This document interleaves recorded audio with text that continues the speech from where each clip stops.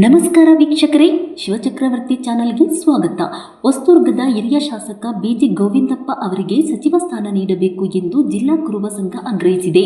ಚಿತ್ರದುರ್ಗದ ಪತ್ರಕರ್ತರ ಭವನದಲ್ಲಿ ನಡೆದ ಸುದ್ದಿಗೋಷ್ಠಿಯಲ್ಲಿ ಮಾತನಾಡಿದ ಜಿಲ್ಲಾ ಕುರುಬ ಸಂಘದ ಪ್ರಧಾನ ಕಾರ್ಯದರ್ಶಿ ಹಾಗೂ ಕಾಂಗ್ರೆಸ್ ಮುಖಂಡ ಬಿಟಿ ಜಗದೀಶ್, ನೂತನ ಸಚಿವ ಸಂಪುಟದಲ್ಲಿ ಕುರುಬ ಸಮುದಾಯಕ್ಕೆ ಸೂಕ್ತ ಪ್ರಾತಿನಿಧ್ಯ ನೀಡಲಾಗಿಲ್ಲ ಎಂದು ಅಸಮಾಧಾನ ವ್ಯಕ್ತಪಡಿಸಿದರು. 4 ಬಾರಿ ಶಾಸಕರಾಗಿ, ತಾಲೂಕು ಪಂಚಾಯಿತಿ ಅಧ್ಯಕ್ಷರು ಹಾಗೂ ಗ್ರಾಮ ಪಂಚಾಯಿತಿ ಸದಸ್ಯರಾಗಿ ಕೆಳಮಟ್ಟದಿಂದ ಪಕ್ಷ ಸಂಘಟನೆ ಮಾಡಿಕೊಂಡು ಬಂದಿರುವ ಬಿಜಿ ಗೋವಿಂದಪ್ಪ ಅವರಿಗೆ ಸಚಿವ ಸ್ಥಾನ ನೀಡಬೇಕು ಎಂದು ಒತ್ತಾಯಿಸಿದರು. ಸಚಿವ ಸಂಪುಟ ವಿಸ್ತರಣೆ ವೇಳೆ ಗಾಯತ್ರಿ ಶಾಂತೇಗೌಡ ಅವರ ಹೆಸರು ಪ್ರಸ್ತಾಪವಾಗಿತ್ತು. ಆದರೆ ಕೊನೆ ಹಂತದಲ್ಲಿ ಸಚಿವ ಸ್ಥಾನ ನೀಡದಿರುವುದನ್ನು ಸಮುದಾಯಕ್ಕೆ ಅನ್ಯಾಯವಾಗಿದೆ ಎಂದು ಹೇಳಿದರು. ಕುರುಬ ಸಮುದಾಯಕ್ಕೆ ಹೆಚ್ಚಿನ ಪ್ರಾತಿನಿಧ್ಯ ಹಾಗೂ ನಿಗಮ ಮಂಡಳಿ ಸ್ಥಾನಗಳನ್ನು ನೀಡಬೇಕು. ಈ ಕುರಿತು ಮುಖ್ಯಮಂತ್ರಿಗಳ ಬಳಿ ನಿಯೋಗ ತೆರಳಿ ಮನವಿ ಸಲ್ಲಿಸಲಾಗುವುದು ಎಂದರು. ಸರ್ಕಾರ ಸೂಕ್ತವಾಗಿ ಸ್ಪಂದಿಸದಿದ್ದರೆ ಮೊದಲು ತಾಲೂಕು ಮಟ್ಟದಲ್ಲಿ ಸಾಂಕೇತಿಕ ಹೋರಾಟ ನಡೆಸಿ ಬಳಿಕ ಜಿಲ್ಲೆ ಹಾಗೂ ರಾಜ್ಯಾದ್ಯಂತ ಉಗ್ರ ಹೋರಾಟ ನಡೆಸುವುದಾಗಿ ಬಿಟಿ ಜಗದೀಶ್ ಎಚ್ಚರಿಕೆ ನೀಡಿದ್ದಾರೆ. ವರದಿ ಹರೀಶ್, ಚಿತ್ರದುರ್ಗ.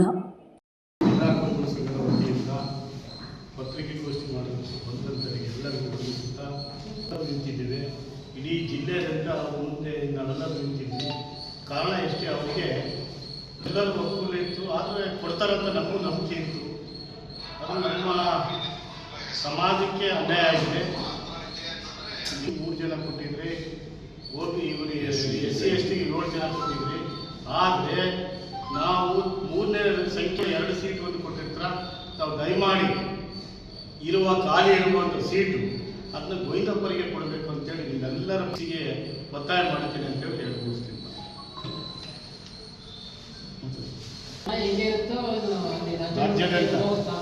ರಾಜ್ಯ ಮಟ್ಟಕ್ಕೂ ಕೂಡ ಮನವಿ ಮಾಡಲಿಕ್ಕೆ ನಾಳೆ ನಾವು ನಿಯೋಗ ಹೊರಟಿದ್ವಿ. ನಾಳೆ ಮಾನ್ಯ BK ಹರಿಪ್ರಸಾದ್ ಅವ್ರನ್ನ, ಮಾಜಿ ಮುಖ್ಯಮಂತ್ರಿ ಸಿದ್ದರಾಮಯ್ಯನವ್ರನ್ನ ಮತ್ತು ಮುಖ್ಯಮಂತ್ರಿ DK ಶಿವಕುಮಾರ್ ಅವ್ರನ್ನ ಭೇಟಿ ಮಾಡಲಿಕ್ಕೆ ಚಿತ್ರದುರ್ಗ ಜಿಲ್ಲೆಯಿಂದ ನಿಯೋಗ. ಕರ್ನಾಟಕ ರಾಜ್ಯದಲ್ಲಿರುವಂಥ ಕುರುಬರ ಸಂಖ್ಯೆಗೆ ಅನುಗುಣವಾಗಿ ನಮಗೆ ಸರ್ಕಾರದಲ್ಲಿ ಪ್ರಾತಿನಿಧ್ಯ ಸಿಗಲಿಲ್ಲ. ಪ್ರಥಮ ಬಾರಿ ವಿಸ್ತರಣೆ ಆದಂಥ ಸಂದರ್ಭದಲ್ಲಿ 2 ಸ್ಥಾನಗಳು ನಮಗೆ ಕೊಟ್ಟರೆ, ಈ ಬಾರಿ ಯಾವುದೇ ಸ್ಥಾನನೂ ಕೂಡ ನಮಗೆ ದಕ್ಕಿಲ್ಲ. ಯಾಕೆ ಕಾರಣ ಏನಪ್ಪ ಅಂತ ಹೇಳಿದ್ರೆ, ಈ ಮೊದಲಿಗೆ ಎಲ್ಲ ಮಾಧ್ಯಮಗಳಲ್ಲಿ ಮತ್ತು ಪಟ್ಟಿನಲ್ಲಿ ಬಿಡುಗಡೆ ಆದಂಥ ಪಟ್ಟಿನಲ್ಲಿ ಶ್ರೀಮತಿ ಗಾಯತ್ರಿ ಶಾಂತೇಗೌಡ ಅವರ ಹೆಸರು ಪ್ರಸ್ತಾಪ ಆಯಿತು. ನಾವು ಒಂದು ಪ್ರಾತಿನಿಧ್ಯ ಸಿಕ್ತು ಅಂತ ನಾವೆಲ್ಲ ಅಂದ್ಕೊಂಡಿದ್ವಿ. ಆದರೆ ಸಂಜೆ ವೇಳೆಗೆ ಏನು ಪ್ರಮಾಣವಚನ ಸ್ವೀಕರಿಸಿದಂಥ ಸಂದರ್ಭದಲ್ಲಿ ಅವ್ರನ್ನ ಕೈ ಬಿಡಲಾಗಿತ್ತು. 19 ಜನ ಸಚಿವರಾಗಿ ಪ್ರಮಾಣ ವಚನ ಸ್ವೀಕರಿಸಿದರು. ಬಾಕಿ ಉಳಿದಿದ್ದು 20 ಒಂದು ಸ್ಥಾನ ಹಾಗೆ ಖಾಲಿ ಉಳಿಸುವಂಥ ಕೆಲಸವನ್ನು ಮಾಡಿದ್ದಾರೆ. ಆದರೆ ನಮ್ಮ ಸಂಖ್ಯೆಗೆ ಅನುಗುಣವಾಗಿ ನಾವು ಕೇಳೋದಾದರೆ ನಮ್ಮ ಕುರುಬ ಜನಾಂಗಕ್ಕೆ ಒಂದು 4 ರಿಂದ 5 ಸ್ಥಾನಗಳನ್ನು ಕೊಡಬೇಕು ಅಂತೇಳಿ ನಾವು ಕೇಳಿದ್ವಿ, ಒತ್ತಾಯನ ಮಾಡಿದ್ವಿ ರಾಜ್ಯಾದ್ಯಂತ. ಆದರೆ ನಮಗೆ ಮೊದಲನೇ ಸಾರಿ ಸಂಪುಟನ ಮಾಡಿದಂಥ ಸಂದರ್ಭದಲ್ಲಿ 2 ಸ್ಥಾನಗಳು ಕೊಟ್ಟಿದ್ದಾರೆ. ನಿನ್ನೆ ಯಾವುದೇ ಸ್ಥಾನಗಳು ಇಲ್ಲ. ನಮ್ಮ ಚಿತ್ರದುರ್ಗ ಜಿಲ್ಲೆಯಲ್ಲಿ ಒಬ್ಬ ಹಿರಿಯ ಶಾಸಕರು ಶ್ರೀಮಾನ್ ಗೋವಿಂದಪ್ಪನವರು ತಾಲೂಕು ಪಂಚಾಯಿತಿ ಸದಸ್ಯರಾಗಿ, ಗ್ರಾಮ ಪಂಚಾಯಿತಿ ಸದಸ್ಯರಾಗಿ, ಅಧ್ಯಕ್ಷರಾಗಿ, ತಾಲೂಕು ಪಂಚಾಯಿತಿ ಸದಸ್ಯರಾಗಿ, ತಾಲೂಕು ಪಂಚಾಯಿತಿ ಅಧ್ಯಕ್ಷರಾಗಿ ಸಾಕಷ್ಟು ಅನುಭವವನ್ನು ಹೊಂದಿ 4 ಬಾರಿ ಶಾಸಕರು ಕೂಡ ಆಯ್ಕೆಯಾಗಿದ್ದರು. ಅವರಿಗೆ ಸಚಿವ ಸ್ಥಾನ ಸಿಗುತ್ತೆ ಅನ್ನೋ ನಿರೀಕ್ಷೆ ನಮ್ಮೆಲ್ಲರಿಗೂ ಇತ್ತು. ಆದರೆ ಆ ಸಚಿವ ಸ್ಥಾನ ನಮಗೆ ಸಿಕ್ಕಲಿಲ್ಲ ನಮ್ಮ ಗೋವಿಂದಪ್ಪನವರಿಗೆ. ನಾವಾದರೂ ಕೂಡ ಇವತ್ತೇನು ಒತ್ತಾಯನ ಮಾಡ್ತೀವಿ ಅಂತ ಹೇಳಿದರೆ, ಈಗ ಏನು ಬಾಕಿ ಉಳಿದಿರುವಂಥ ಒಂದು ಸ್ಥಾನ ಇದೆ, ಅದನ್ನು ನಮ್ಮ ಹಿರಿಯ ಶಾಸಕರಾದಂಥ ಬಿಜಿ ಗೋವಿಂದಪ್ಪ ಅವರಿಗೆ ಕೊಡಬೇಕು ಅನ್ನೋ ಒಂದು ಒತ್ತಾಯವನ್ನು ನಾವು ಮಾಡ್ತಾ ಇದ್ದೇವೆ.